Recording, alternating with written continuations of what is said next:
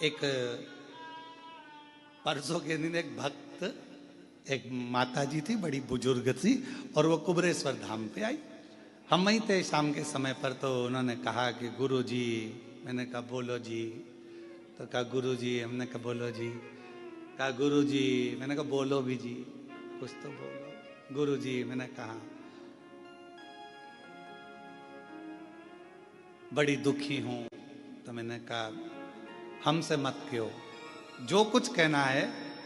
ये सामने जो कुबेर भंडारी बैठे हैं, एक कंकर उठाओ, हाथ में रखो, पूजन करो, पूजन कर कर उसको अपने दिल का हाल सुनाओ, वापिस रखो, आरती उतारो और बाबा से कहकर चले जाओ, बाबा स्वीकार कर लेगा। हमसे कहकर क्या कर लो, हमसे कहकर क्या कर लो।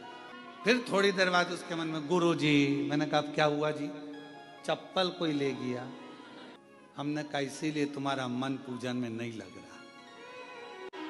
ध्यान तो वो पादुका में पड़ा हुआ है, चप्पल में पड़ा हुआ है, और तुम ध्यान लगाओ तो कैसे लगे? यहां तो जरा सा, हम पहले भी कहें, पति पत्नी फोन पर बात करे और पति का ध्यान काम में लगा रहे, तो पत्नी कह देती है तुम्हारा दिमाग है कहाँ, ध्यान कहाँ है तुम्हारा?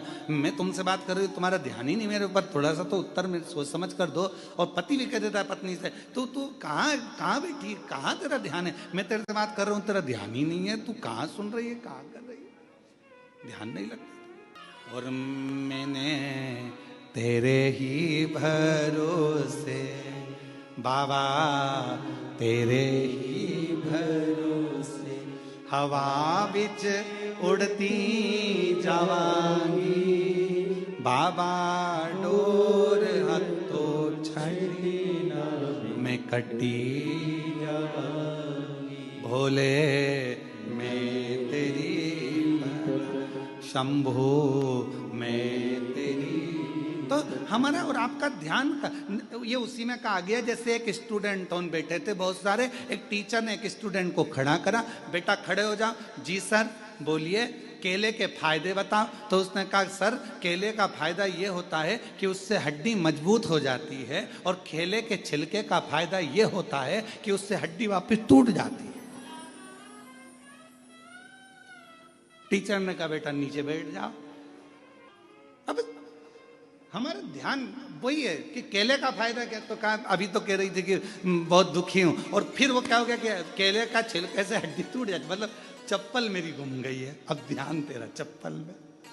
और हम हमेशा कथा में कहते हैं कि अपना सोना चांदी हीरा पन्ना, अपना जितना भी सामान है कीमती कीमती, अपने घर छोड़ कर आओ। अगर चप्पल भी तुम्हारी कीमती है तो घर छोड़ कर आओ।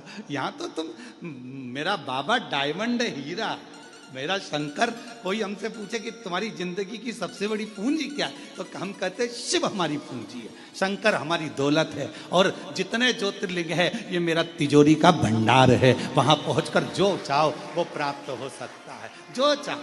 अभी कृष्णेश्वर महादेव से आप लोग कथा श्रवण कर रहे हैं, ऑनलाइन कथा सुन रहे हैं। अगर दिल से 7 दिन तक आप रोज 2 बजे से 5 बजे तक कथा को श्रवण करो, दिल से बाबा ने करुणा करी है तो दिल से सुनो। 7 दिन के बाद पूरे 16 श्राद्ध नहीं, और जिस कामना से सुन रहे हो, बाबा आपकी वो कामना 16वें दिन तक पूर्ण जरूर कर देगा, ये निश्चित है। क्योंकि ये पितृपक्ष की कथा, पितृपक्ष की कथा मतलब पितरों के भाव से, पितरों के कल्याण हेतु, पितरों के सुख हेतु भगवान शंकर के पुत्र स्वयं गणेश जी महाराज के नाना जी के सुंदर आनंद में ये कथा हो रही। क्योंकि माँ पार्वती के पुत्र गणेश और पार्वती के पिताजी हैं पितृ, तो गणेश जी के हो गए नाना जी नानी। जो कामना कर कर श्रवण कर रहे, जो भाव से श्रवण कर रहे, और पूरे देश विदेश में बैठे हुए शिव भक्त आस्था चैनल पर जो कथा सुन रहे, दिल से श्रवण करें अपने जीवन को आनंदित करने के लिए।